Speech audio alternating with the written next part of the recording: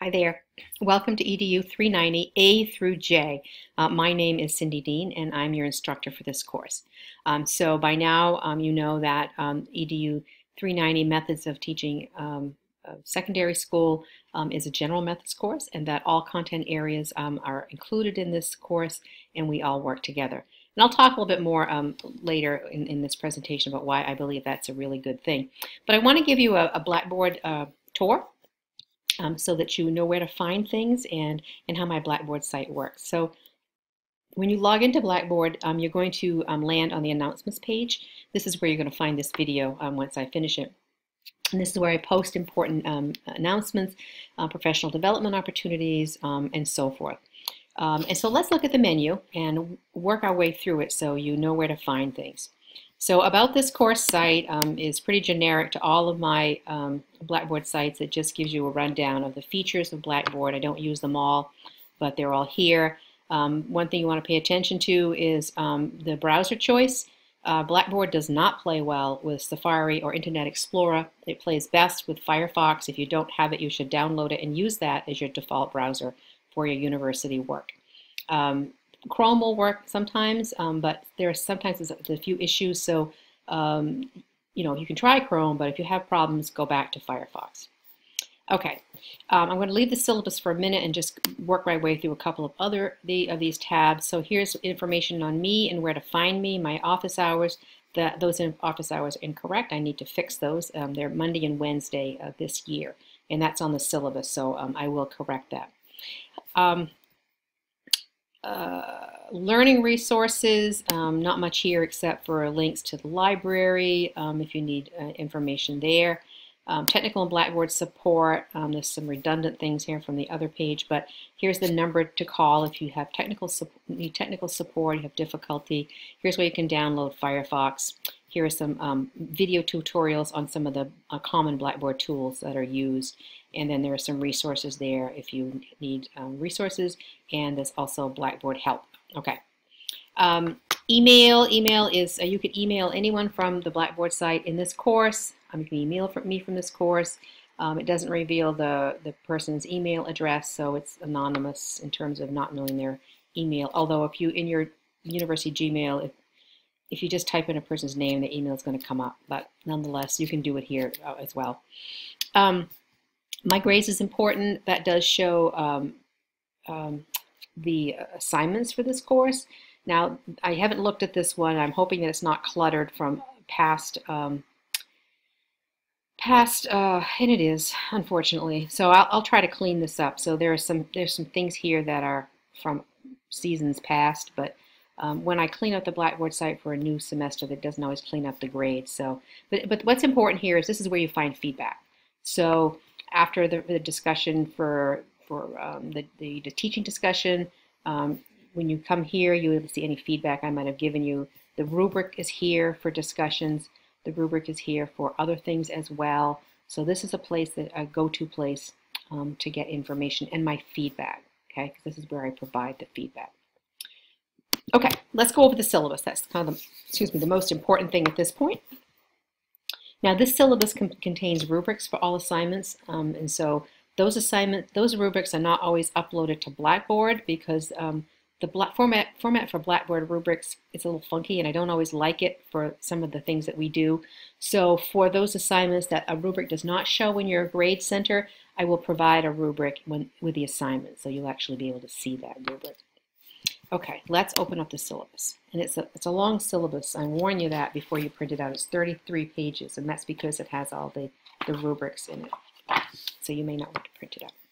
Okay, so it's 390A through J. That's art, English, physical and life sciences, social studies, math, and health.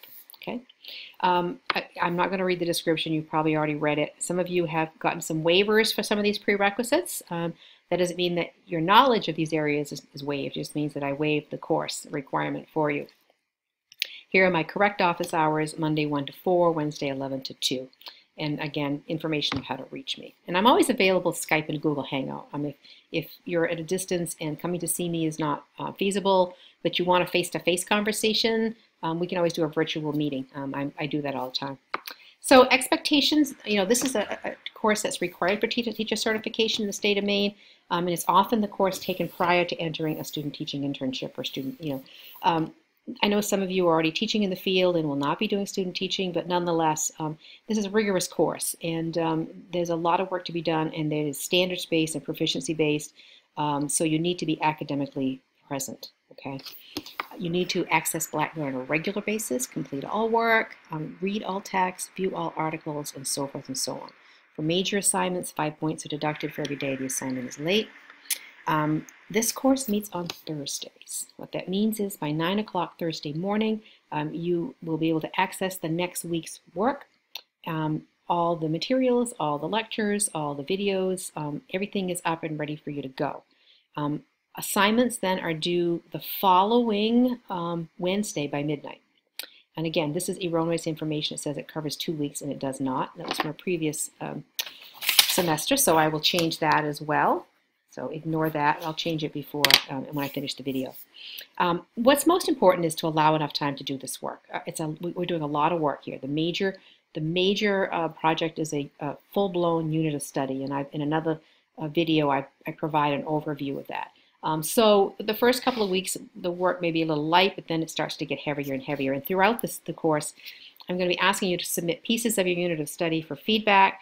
It's a very recursive methodology of mine that you do some work, you get feedback, you revise, you get feedback, you add some more work, you revise it, you get feedback, and so on and so forth. So there aren't a lot of grades up front, except in terms of the discussion forums, because this is a proficiency-based, standards-based endeavor. We're looking more for proficiency rather than just completion. Here are some expectations for discussion forums. Basically I want you to chime in early and often. If you wait until Wednesday at 11 o'clock to participate in the discussion forum, it's not going to cut it, because you won't have time to respond to other people. And even if you responded to 2 people, they don't have time to respond back. The idea is to have a dialogue. I want this to be very dialogic. I don't want it to be just each of us in our little silos doing this work. I want us to work together. And that means that we have to enter into this asynchronous conversation, with enthusiasm, and not just because I said you have to. All right. One of the comments I've gotten from students from my classes is that they appreciate the requirement for these discussion forums, because it keeps them from feeling isolated. Okay, they're connecting with their peers. Gives you some parameters for the kinds of responses. They should be substantive and not, just short little "I agree, this is great." It should be connected to the topic. It should not just be you talking extemporaneously or writing extemporaneously about the topic. It should be connected, to what you've read. There should be examples and experiences and reference. So it should be academic in nature. Okay. Learning outcomes for this course are aligned with the main teaching standards. Most of you are familiar with those by now. There are 11 of them. We are looking at 1, 2, 3, 4, 5, 6, 7, 8. We're not looking at the totality of each one of those standards. We're looking at one subset of each. And that you can see that I pulled out the performance indicators. So for learning and development, it's 1B. For learning differences, it's 2C, 3B, and so forth and so on. I'm going to let you read the standards on your own, but I want to read you the learning outcomes. So the learning outcomes are derived from the standards. This is the same kind of work you're going to be doing in your unit plans. You're going to begin with the standards, and you're going to look at those standards and say, how is this standard then going to be enacted in this unit of study? What is it students are going to be able to know and do as a result of this standard? So you can see that we have that you're going to learn how to create developmentally appropriate instructions, okay? That connects directly to learner development, okay? That you're creating developmentally appropriate instruction, all right?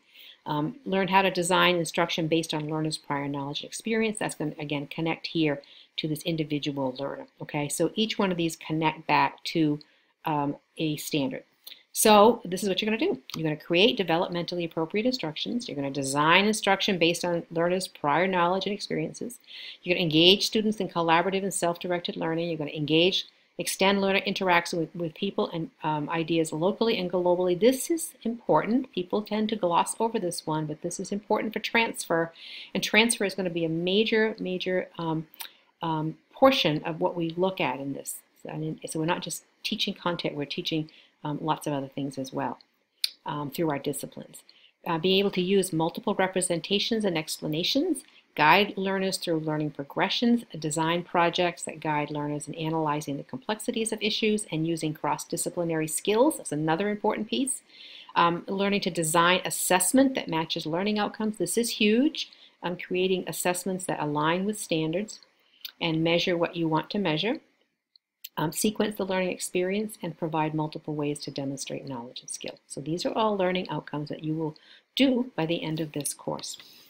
All right, we'll have a lot more on standards in week 2 when we talk about unpacking the standards.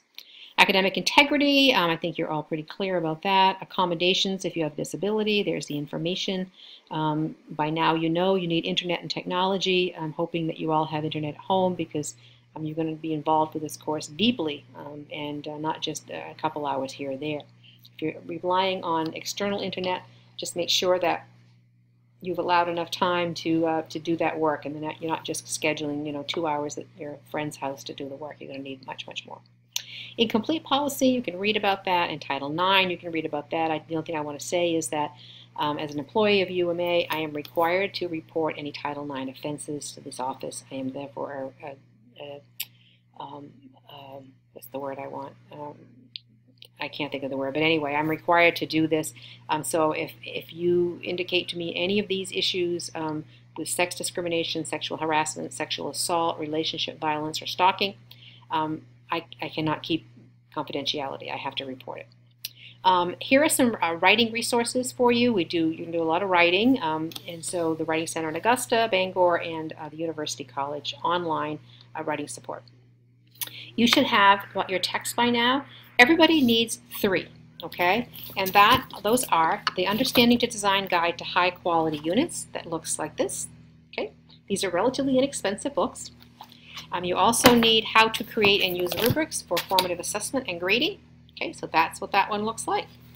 And you also need Differentiated Instruction in the Regular Classroom, and that's what that one looks like. So everybody needs all 3 of those. And then depending on your content area, you'll have a different text. So for English, you're going to need Burke's English Companion. That looks like this. Make sure you have the 4th edition. The other editions are great, but those aren't the ones we're using. Then you want to use Essentials of Middle and Secondary Social Studies if you're in Social Studies. And Science, both physical and life science, uses the same text, and here it is. It's Science Instruction in the Middle and Elementary School, Developing Fundamental Knowledge and Skills. For Mathematics, you're going to have Teaching Mathematics, the 4th edition. And then for Art, you're going to have 2 books because art is a K-12 certification. So you've got Brave Art for Teens, which is geared towards high school, and then you have Art is Fundamental, that is geared towards elementary school. I don't have any health students this semester, so I didn't bring the health book to show you. I've given you a lot of resources here in terms of connecting to standards and other resources around standards. Many of these are main Department of Education sites. These are just for your reference. Here are resources to help you construct units. Again, we shouldn't reinvent the wheel, so it's good to look to see what other people are doing in terms of activities and the ways they align their units to standards. So here are some resources to help you think about that. So here are going to be your major assignments. We'll have discussion forums almost every week, not every week, but pretty much. And you will have to participate in those discussion forums and respond to at least 2 of your peers. There are 24 people in this course so far, maybe 25 at this point. So if you want to read everybody's, that would be fabulous, but I know that time is short, so do try to read a good amount, more than 2. You only have to respond to 2. But unless you read what other people are saying, you don't get that sense of community. So try to read as many as you can, but respond to at least 2, more if possible. Okay, and so you're going to keep a learning and reading journal. Okay, so this is going to be outside of Blackboard because Blackboard journals are not, they're just not good. They're not interactive. So what I do is I group you in your content areas. So all the English people will be together. This is where we kind of work in our silos, okay, to share our content area. Then we come back to class to share it all together. So, all the English people be together, social studies, math, science. There are only 2 art people, I think, so I'm going to probably group you in with the English people because I think that's the closest content area to you. And I've got to look again at the roster. So what's going to happen is you're going to create a Google document, and in week 1 I'm going to give you more instruction about this. And then you're going to share that with your people in your group and with me with edit privileges. What that does is that means that we can all, your particular group, then share their learning and reading journals and then react to those. And then I get to read them as well. Now, I'm kind of a bystander in this. I try not to interfere in these groups because I really want you to have conversation on your own. But I do read them. I may not read them every single week, but I do read them. And I will sort of chime in here or there with some resources or some some of my own wisdom for what that's worth, or thoughts, I should say. So again, that's going to be a requirement. You're going to have to work with that every time I assign those, and that's every week. You're going to have to go to your journal and add some information. Now, it shouldn't be a note-taking device. Okay, some people mistake a journal with note-taking. If you want to take notes on your work, you might want to do that someplace else. This should be a more reflective piece where you might summarize what you read in your book that week and then react to that.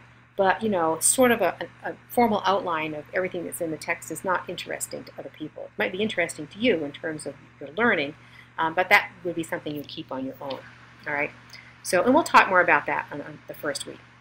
Field observation, you are required to engage in 20 hours of classroom observation in school of your choosing within the content area in which you're pursuing.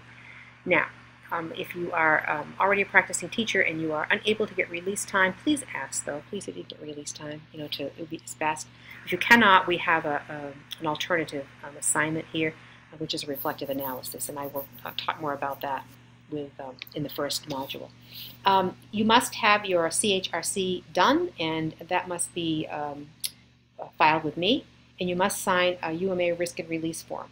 So I will get those to you the first week. But I must have both of those in place, and I need to get them very soon. I don't want to wait until late in the semester and have those straggling in. We'll talk more about what the summary and reflection looks like when we get to it. And as I noted, the major project is a unit plan that is complete, comprehensive, has a rationale that contextualizes the topic of inquiry, question, or theme. The components are assigned throughout the course. The teaching time will depend, but your unit should cover at least 1 week of teaching time. Again, schools vary wildly in their class periods, so you choose what you think works best for you, or what's going on in the school in which you're teaching now, or if you're an ed tech in a school, you can use that time frame. Each lesson plan within the unit needs to be comprehensive using the unit that I provide. And then, again, unit plans can range from 15 to 50 pages, depending on how many appendices, how much you have in your appendices for handouts and so forth and so on. And we're going to talk a lot more about what that will look like, but that's a general rough sketch. You're also going to do a teaching demonstration, and you're going to be doing that with your group. Okay, so in small groups using Google Hangout. This is a virtual real-time. If it's impossible for someone to do a virtual real-time, then they can record a lesson plan and share it for asynchronous feedback. We'll talk more about how this will work as we go on. There will be a protocol that I will give you for feedback, and then each individual person will write a reflection on their own presentation, and both of those pieces will come to me, and those will comprise the grade for that teaching demonstration. All right. Professional development plan, we're going to talk about that as well. We're going to design a PD plan to implement in student teaching. If you're not going on to 490, it's still useful in your teaching. Then there'll be a final assessment of the 10 learning outcomes for this course. Here are your weighted grades: 10% for discussion, 10 for reading journals, 10 for observation, 40 for unit plan, 10 for professional development, 10 for teaching demonstration, and 10 for self-assessment. Throughout the semester, I'm going to ask you to submit work for feedback, and those are not graded. I have to put a number in because Blackboard won't let me not do it, so I just put a 10 in. But that means nothing. That does not denote quality. It just denotes submission. All right. And even though it's going to show up in Grade Center as a 10 full points, it doesn't count because it doesn't calculate into your weighted grade. Here's the graded scale. And then here's a thumbnail sketch of what happens each week with the reading assignments. Okay. This is just a thumbnail sketch. You will want to make sure and access Blackboard each week for what's going on. And don't try to work ahead because sometimes they change things. Okay. At the end of this syllabus, there's the lesson plan, example and a lesson plan template for each lesson plan that you're going to be using. We're going to talk more about this much later. Don't worry about it right now. It's a little bit too much to digest. Here's the rubric for your unit of study. You notice that it is standards-based, proficiency-based, okay? And then here, a rationale, rubric for the rationale portion of that. And here is the rubric for your checklist. This is the checklist, not a rubric, sorry. Checklist for your PD plan. There's a difference between rubrics and checklists, and we'll talk about that too. Rubric for your field observation report. Rubric for your self-assessment. All right, I think that's it. Yes, it is. Oh, no, one more, sorry. And the discussion forum rubric. Okay. So that's it for the syllabus. So again, it's a long syllabus, so be careful. All right, this is the most important tab, course content. This is where you're going to get the meat of the course, folks. So when you open this up, you're going to see, first of all, Module 1, which is this week, and that is the only thing you're going to see, because I reveal these every week. All right, so Module 1 is Introduction Teaching in Maine. This class begins on Thursday, so by 9 o'clock Thursday, you want to be being engaged with this work. And you open this up, and voila, here it is. So here are your instructions, what you need to do this week. Here is a introductory video to instruction to methods. I need to repost the methods. Oops, here it comes. I thought I did it, but yeah, here it is. All right, here's the video. Just click on these and it'll take you to YouTube so you can read these, to listen to them, sorry. There is some, I used this video last semester, and something has changed since then in terms of ESEA. So I've noted that here. I mean, I used the video because I thought I did it pretty well and didn't want to redo it. But I do want to correct the information about ESEA. So here's that information. Here's a video by Taylor Molly on what teachers make. Some of you may have seen this. It's quite in your face, but teachers enjoy it. I want you to go to the introduction and introduce yourself. Whenever you see this kind of icon, it's a link to the discussion forum. So when you click on here, computer's being slow this afternoon. Very slow this afternoon. We may not get there this afternoon. Well, I'll keep talking while it's getting there. So, there we go. So introductions here, I've given you some parameters for how you might do that. You just click on this and it'll take you to this particular discussion forum. You can see I've already introduced myself, and to introduce yourself, you click on Create Thread and go ahead and create the thread where you put in what you want to say. All right, we'll go back to the first week's work.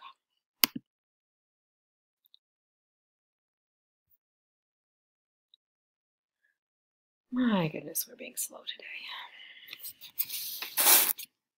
There we go. Then this building a unit of study. Here is the text. There's a video here that should pop. There it is. There's the video of me sort of giving you an overview of the unit of study, but I've also given it to you written, so if you want to print it out and keep that. Here are your reading assignments, okay, for your content text. And I've tried to line the chapters up with the topic that week. It wasn't always as easy because not all the text addressed our topics in as much depth as some others, but nonetheless. In addition to your individual reading plans, everybody should begin reading this book, this one, the Understanding by Design Guide. This is going to be, very useful to you. I'm going to go over the highlights and explain how we're going to use these templates in creating proficiency-based units in another module, Module 3. So you should complete this by week 3. So it gives you a couple of weeks to read it, excuse me. The book does not have to be read in order, but if you're unfamiliar with UBD, it's best to read it straight through. Those of you who were enrolled in EDU 380 last semester will be somewhat familiar with a simplified version of UBD, so feel free to read the modules that make sense to you in the order that they make sense to you, but do read them. The other thing you should know is this book also has an online component, and at the very front of the book there is a key. Now if I can find it here for you. Hold on. Yeah, the download key page is right after the table of contents, and this gives you go to this website and you key in, and this gives you lots of templates and extra resources, and we're going to use some of those in the course. So it'll be good for you to be able to access that. You don't want to print it out because it's like 100 and some odd pages, but it'll be good to just keep on your computer as a PDF so you can reference it. All right.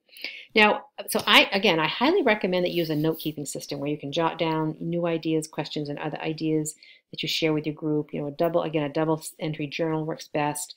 Here's some information on that. Here's a link to show you what that looks like. You know, feel free to use the format that works best for you, but do use a note-keeping system, okay, that you then can write in your journal about. So the journal is not the note-keeping system. The journal is, you know, conversations about what you're learning and thinking. Here's discussion number 1. This PDF has several teaching scenarios, and I want you to read them and rank them in order. And we'll talk about that in more depth in my actual video of the lesson. This is more of an overview. And again, here is more about the learning and reading journals. And again, I'll talk more about this in my my video over module 1. But for now, just look through here. And here's more information on the field observation. Okay. All right, so that's it for the overview. I'm going to go back to the announcements page just to be on a blank page. Again, this video is meant to be an overview and not an in-depth review of everything in Module 1. I'll be doing that later. All of that will be up by Thursday morning for you when you access the class, so be watching for those videos as well. Please let me know if you have any questions. I'm looking forward to working with you all. Again, we have students in all areas, all content areas, and I think that I know that we will bring our expertise and strengths together to learn together as a group. So with that, have a great day.